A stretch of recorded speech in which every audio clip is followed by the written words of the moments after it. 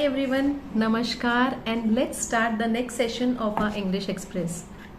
और आज मुझे ऐसा लग रहा है कि क्योंकि हम 5 सेशन कंप्लीट कर चुके हैं और ये एक एक्सप्रेस ट्रेन है तो गाड़ी को तो सर्विसिंग की ज़रूरत पड़ती है। उसी तरह आप लोग जो इंग्लिश स्पीकिंग की इस जर्नी पे आगे बढ़ रहे हैं उनको टाइम टू टाइम मुझे थोड़ा थोड़ा मोटिवेशन देना है और इस मोटिवेशन के साथ आप आगे बढ़ेंगे तो जर्नी बहुत अच्छे से कट जाएगी। आप लोग बहुत अच्छे से चीज़ें सीख जाएंगे। अभी तक हम 5 सेशंस कंप्लीट कर चुके हैं। आई एम श्योर कि आप लोगों ने पूरे 5 सेशंस को बहुत अटेंशन से सुना है, फॉलो किया है। तो आज अपना नेक्स्ट सेशन स्टार्ट करने से पहले जो मैं आपसे शेयर करने वाली हूँ उसे बहुत ध्यान से सुनिएगा।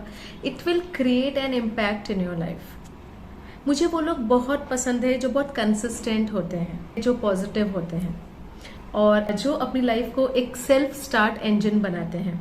आई एम श्योर कि ये सेल्फ स्टार्ट इंजन का कॉन्सेप्ट आपको समझ में आया होगा।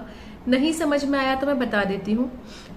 ये जो बातें मैं आपके साथ करती हूँ मैं वही बातें करती हूँ जो मेरे साथ बीती है या मुझे एज अ कॉम्प्लीमेंट या मुझे एज अ मोटिवेशन मिली है लोगों से और उन चीज़ों को लेकर मैं आगे बढ़ी हूँ।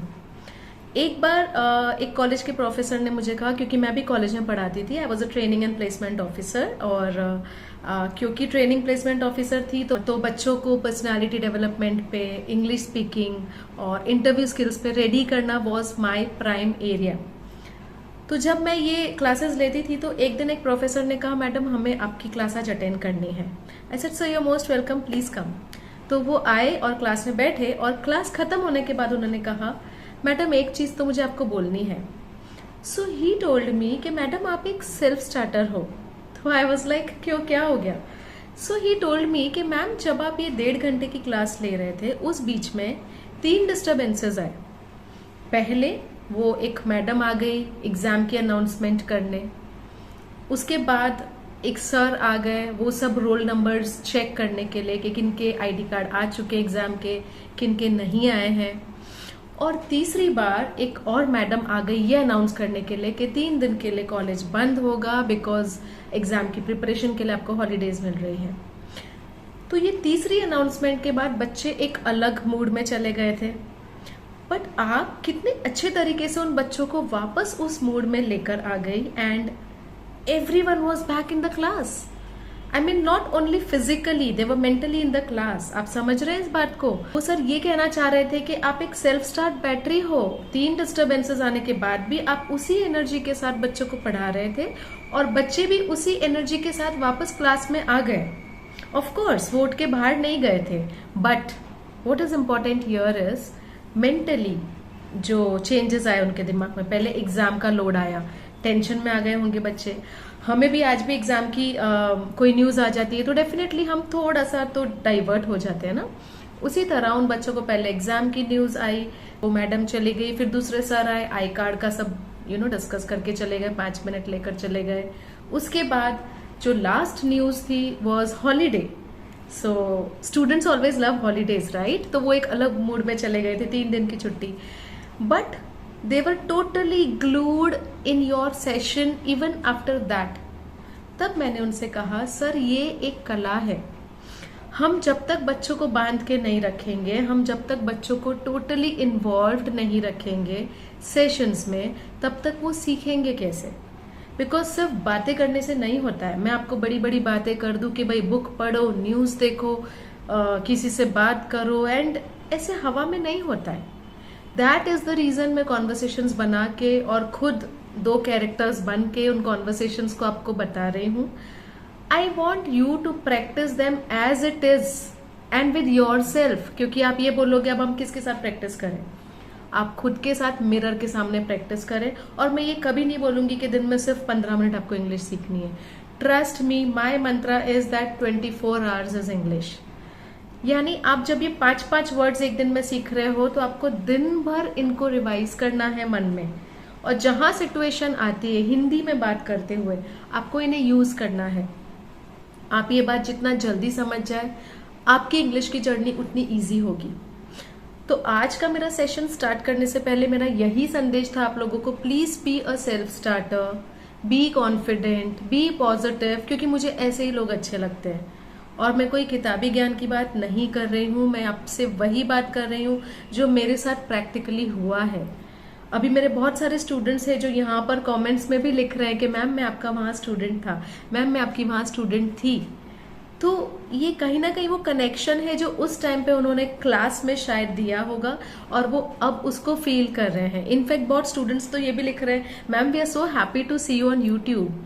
आई am actually thankful to all of you all. आप लोगों की वजह से ही ये चैनल शुरू हुआ है और आप लोगों के लिए ही शुरू हुआ है, तो प्लीज इसका फुल एडवांटेज लें। और अब हम लोग अपने कॉन्वर्सेशन को आगे ले जाते हैं।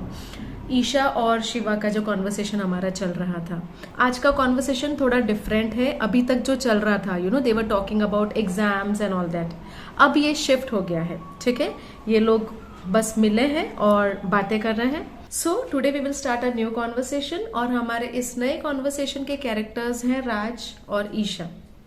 अब राज ईशा को मिलता है और बोलता है, हे यू लुक ग्रेट टुडे। तब ईशा कहती है, ओ रियली? जिस पर राज रिप्लाई करते हैं, yes believe me. And she says thanks a lot. वो बड़ी खुश हो जाती है। And then immediately Raj says, वैसे मैं मजाक कर रहा था।